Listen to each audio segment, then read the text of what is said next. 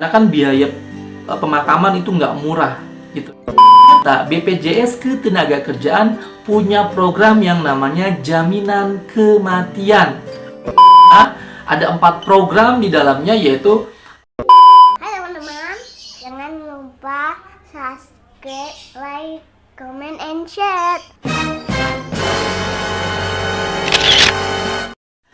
Halo my friend, ketemu lagi dengan gua, dan hari ini kita akan membahas seputar BPJS Ketenagakerjaan. Dan sebelumnya gue ingin berterima kasih banyak buat Pak Iqbal RF, bahwasanya gue diizinkan kembali untuk sharing knowledge yang kemarin dia udah jelaskan lewat sosialisasi BPJS Ketenagakerjaan. Dan hari ini gue akan sharing kembali buat kalian.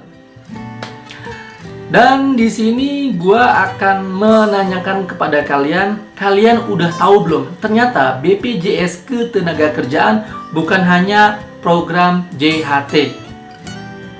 Nah, buat yang kalian belum tahu, diusahakan nonton videonya dari awal sampai akhir, sehingga kalian tahu bagaimana cara kerja BPJS Ketenagakerjaan.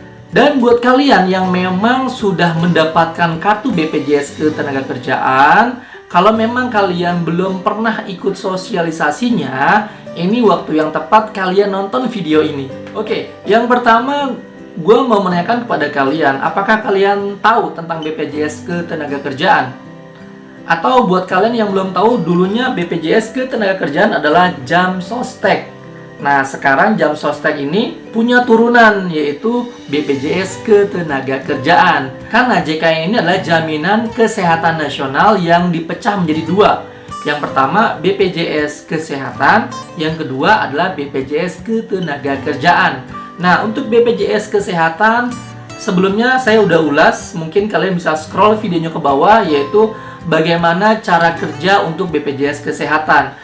Nah, dan yang sekarang kita akan ulas bagaimana sih cara kerja BPJS Ketenagakerjaan, yaitu yang dimana BPJS Ketenagakerjaan adalah program pemerintah guna memperbaiki sosial ekonomi untuk karyawan. Tapi kembali lagi ya, apakah perusahaan tersebut ikut program pemerintah?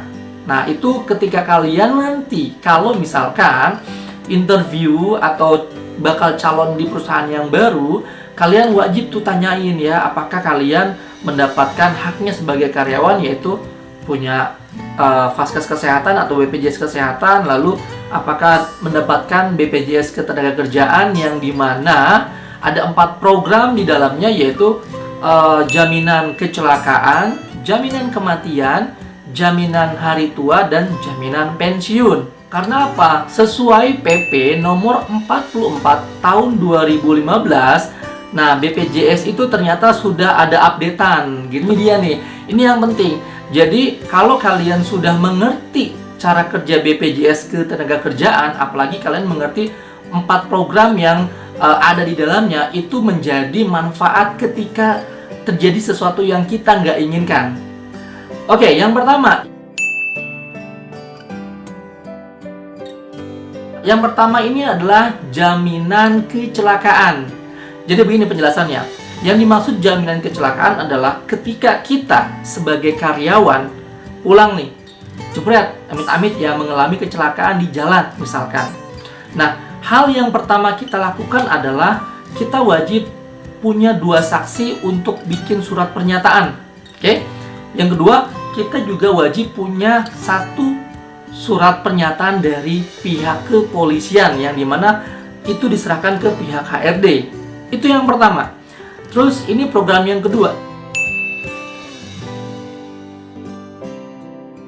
BPJS Ketenagakerjaan punya program yang namanya jaminan kematian. Nah, amit-amit ya, tapi ini nggak nutup kemungkinan. Kalau kalian nggak tahu jaminan kematian itu mesti bagaimana cara klaimnya, sekarang gue akan jelasin kepada kalian apa yang udah dijelaskan oleh Pak Iqbal. Jadi begini, untuk BPJS jaminan kematian adalah 1, kalau kalian nih dari tempat kerja pulang, jebret, amit-amit ya, si karyawan atau si suami itu atau si karyawan itu kecelakaan lalu meninggal dunia di rumah sakit, ya, pulang kerja kecelakaan, meninggal di rumah sakit. Hal apa yang harus kalian lakukan? Yang pertama, kalian harus minta surat kematian dari pihak rumah sakit. Oke? Yang kedua, kalian juga perlu melampirkan surat kartu keluarga, lalu diserahkan ke pihak HRD. Terus ada contoh lagi, kalau kalian nih pulang kerja sebagai karyawan, lalu misalkan kecelakaan dibawa ke rumah sakit, habis di rumah sakit kalian pulang, lalu pas di rumah tidak lama kalian meninggal, misalkan sebagai karyawan. Nah, hal apa yang harus dilakukan? Kalau yang di rumah sakit kan minta surat kematian dari pihak rumah sakit. Nah, kalau meninggalnya di rumah, jadi gini, kalau meninggalnya di rumah, kalian minta surat kematian dari Vaskes atau dari Vaskes di BPJS Kesehatan. Jadi kalian minta surat kematiannya di Vaskes yang terdaftar di BPJS Kesehatan. Minta surat kematian dan lampirkan juga surat kartu keluarga, lalu diserahkan juga ke pihak HRD. Supaya apa? Supaya klaim pencairan untuk ahli waris itu keluar. Dicatat ya, kalau kalian pulang kerja, ini yang jaminan kematian ya. Kalau kalian pulang kerja, kecelakaan sebagai karyawan, terus meninggal di rumah sakit, jangan lupa minta surat kematian di rumah sakit. Kalau meninggalnya di rumah, jangan lupa minta surat keterangan kematian dari Vaskes yang ada di BPJS Kesehatan. Dan kalau kalian misalkan sebagai karyawan pulang kerja meninggal di tempat, itu sama, minta surat kematiannya di Vaskes Kesehatan. Lalu dilampirkan juga surat kartu keluarga dan diserahkan ke pihak HRD supaya klaim pencairan itu sampai ke ahli waris. Jangan sampai ketidaktahuan kita untuk mengklaim jaminan kematian itu dimanfaatkan oleh oknum-oknum yang tidak bertanggung jawab. Nah, kalau tadi kan jaminan kematian itu ketika karyawan pulang kerja, kecelakaan di jalan, terus meninggal di rumah sakit dan meninggal di rumah atau meninggal di jalan. Nah, kalau ini ada contoh lagi. Kalau karyawan meninggal di saat jam kerja, taruhlah di perusahaan itu dia meninggal karena insiden, misalkan entah dia meninggal karena pekerjaan di jalan dapat tugas, atau dia meninggal di tempat kerja misalkan saat bekerja, itu beda lagi. Jadi ternyata ada dua angka yang berbeda untuk klaim proses pencairannya. Ada dua angka. Kalau misalkan yang pertama, kalian meninggal ketika pulang kerja, terus kecelakaan, meninggal di rumah sakit, di rumah atau di tempat, itu secara klaim pencairannya ahli waris bisa dikatakan mendapatkan uang sejumlah 24 juta. Oke, dengan cara minta surat kematian dari rumah sakit atau minta surat kematian dari Vaskes Kesehatan kalau meninggalnya di rumah, lalu dilampirkan kakak dan diserahkan ke pihak HRD. Kalau itu meninggalnya di rumah sakit atau kecelakaan di jalan. Kalau meninggalnya di pekerjaan, itu beda lagi. Ternyata jaminan jaminan kematian itu kalau kita meninggal di tempat kerja, itu klaim si ahli waris mendapatkan 20 gaji dari si almarhum. Bisa dikatakan lebih angkanya dari 24 juta. Kalau dikalkulasiin ya bisa dapat sekitar 100 juta. Nah, itu klaim yang ketika karyawan meninggal di tempat kerja. Gitu ya. Tapi ada kasus lagi seperti ini, misalkan karyawan di tempat kerja lalu ditugaskan oleh atasan atau si perusahaan tersebut, dia harus handle di perusahaan B misalkan. Nah, ini yang wajib kita ketahui juga sebagai karyawan. Kalau kita sedang dalam jam kerja lalu diutus untuk mengelola atau sifatnya kerjaan bantuan, jangan lupa nih, kita minta surat tugas dari atasan kita atau surat tugas dari perusahaan bahwasanya kita sebagai karyawan ditugaskan perbantuan di gedung B. Nah, ya kan? Kalau misalnya gedung B-nya kan jauh, yaitu kan kita juga ada perjalanan tuh. Nah, kalau kita ada surat tugas, biasanya BPJS Ketenagakerjaan akan tracking apakah benar si karyawan tersebut meninggal karena tugas. Kalau di tracking nggak ada surat tugas, nggak ada surat tugas dari atasan, dari perusahaan, itu biasanya BPJS hanya klaim sebesar 24 juta, bukan yang 20 gaji si almarhum. Dicatat ya, jadi kalau kalian yang bekerja di luar sana dan sering banget diperbantukan antara gedung A dengan gedung B, itu kalau bisa minta surat tugas supaya apa? Supaya klaim kematian kalian itu bisa lebih besar daripada kecelakaan di jalan yang meninggalnya di rumah. Dan itu bukan bagian tugas pekerjaan hanya pulang kerja ke rumah gitu. Tapi yang patut dicatat juga adalah kalau kalian punya tracking dari BPJS itu, karena kok dia pulang kerja nih, misalkan contoh ya, pulang kerja, rumahnya di sini, perusahaannya di sini. Secara tracking kan harus begini ya. Ternyata si karyawan tersebut meninggalnya ada di sini. Oke. Nah, kalau rumahnya di sini, perusahaan di sini, meninggalnya di sini, si BPJS akan men-tracking apakah si almarhum layak mendapatkan klaim asuransi yang sebesar 24 juta karena pulang kerja, atau sama sekali nggak dapat klaim. Karena apa? Dia ada di sini. Nah, ini penting buat kalian. Kalau kalian pulang kerja, ada baiknya melewati jalur yang biasa kalian lewati, atau pulang kerja ya langsung pulang ke rumah. Jangan nongkrong dulu, karena biar gimana pun, amit-amit ya, kalau terjadi sesuatu yang kita nggak inginkan, jangan sampai merugikan keluarga di rumah. Ya, jadi gitu.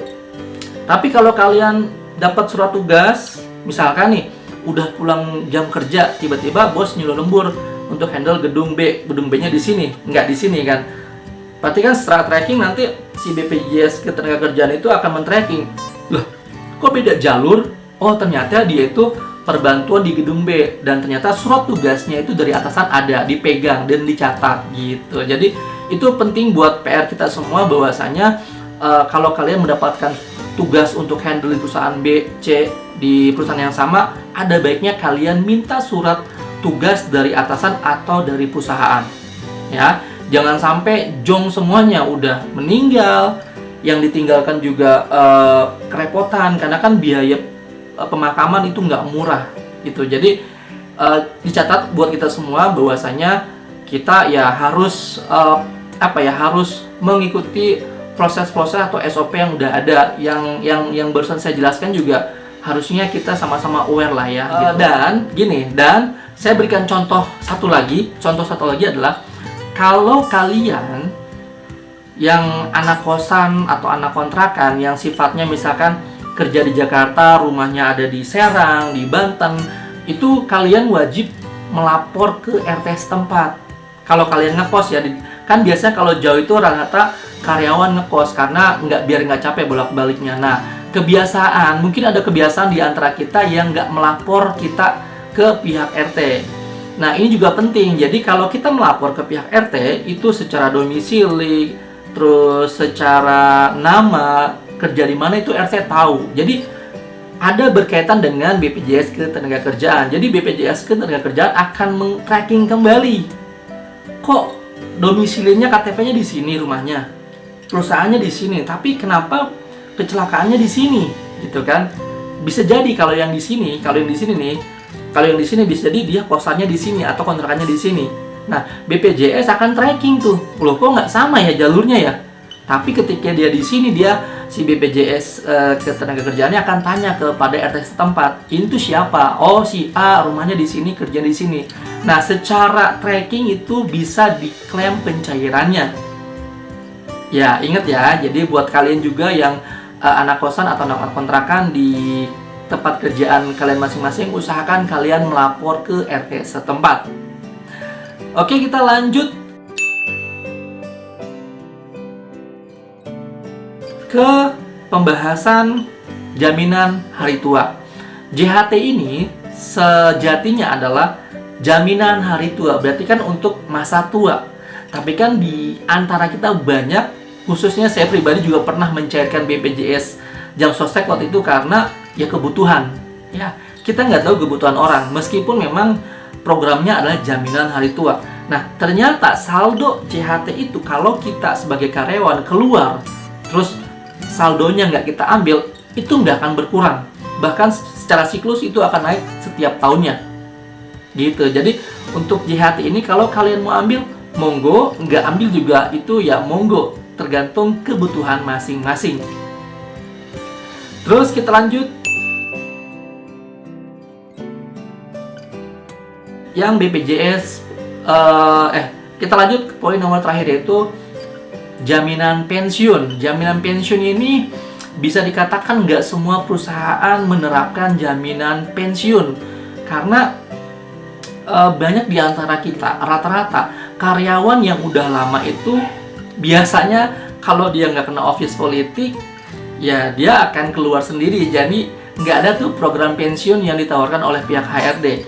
Jadi kalau untuk program pensiun ini menurut saya kembali ke perusahaannya. Kalau perusahaannya dia aware sama karyawan, pasti punya yang namanya program pensiun. Tapi ada beberapa perusahaan mungkin yang tidak ikut program pensiun. Jadi kita kembalikan ke pihak perusahaan.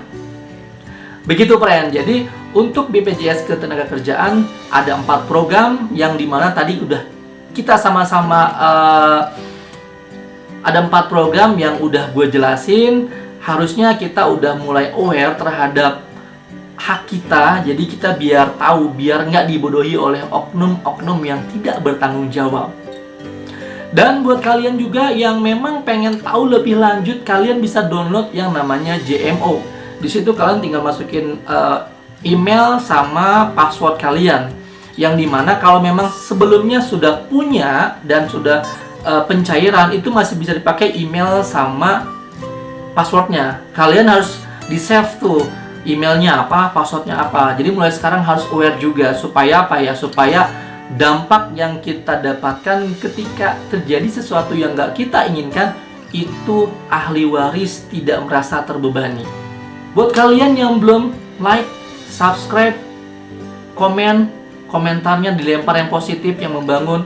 Dan kalau menurut kalian video ini bermanfaat, nggak rugi dong kalau kalian share sebanyak-banyaknya supaya karyawan-karyawan yang ada di Indonesia itu care terhadap dirinya sendiri. Sekian dan terima kasih. Sehat selalu. Doa yang terbaik buat kita semua. Amin ya Allah ya Rabbal Alamin.